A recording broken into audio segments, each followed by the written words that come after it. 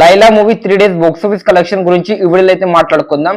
నిజం చెప్తున్నా, విశ్వక్షేణ్ అన్న తన యాటిట్యూడ్ అయితే తగ్గించాలి, లేకపోతే ఇలాంటి కలెక్షన్స్ అయితే వస్తాయని చెప్పొచ్చు. చాలా డిజాస్టర్ కలెక్షన్స్ అయితే వస్తున్నాయని చెప్పొచ్చు.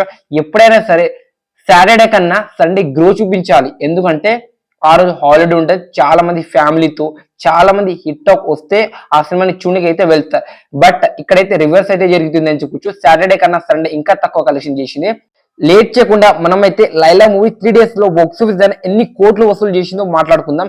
దానికన్నా ముందు ప్లీజ్ మన ఛానల్ ఎవరైనా కొత్తగా వచ్చి ఉంటే లైక్ అండ్ సబ్స్క్రైబ్ చేసుకుని సపోర్ట్ చేయండి. లైలా మూవీ మన తెలుగు స్టేట్ లో 1 కోట్ల షేర్, కర్ణాటక ఓవర్సీస్ మొత్తం కలిపితే 1.6 కోట్ల షేర్, గ్రాస్ వచ్చేసరికి 3 కోట్ల గ్రాస్ అయితే దాటిందని చెప్పొచ్చు. ఈ సినిమాకి బ్రేక్ ఈవెన్ వచ్చేసరికి 8 కోట్లు. కానీ ఈ సినిమా ఇంకా హిట్ అవ్వాలంటే 7.4 కోట్ల షేర్ అయితే వసూలు చేయాలి. ఇంపాసిబుల్. ఆ 40 లక్షలు కూడా కలెక్ట్ చేయదు, ఆ 7 కోట్ల షేర్ కూడా కలెక్ట్ చేయదు. అలా టైర్ 3 హీరోస్ ప్రకారంగా బిగ్గెస్ట్ డిజాస్టర్ అని చెప్పొచ్చు ఫ్రెండ్స్.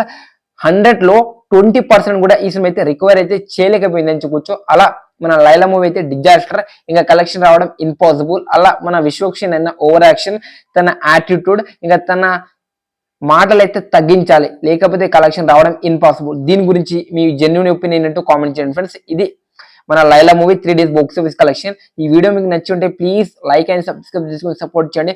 మనమైతే నెక్స్ట్ వీడియోతో కలుద్దాము.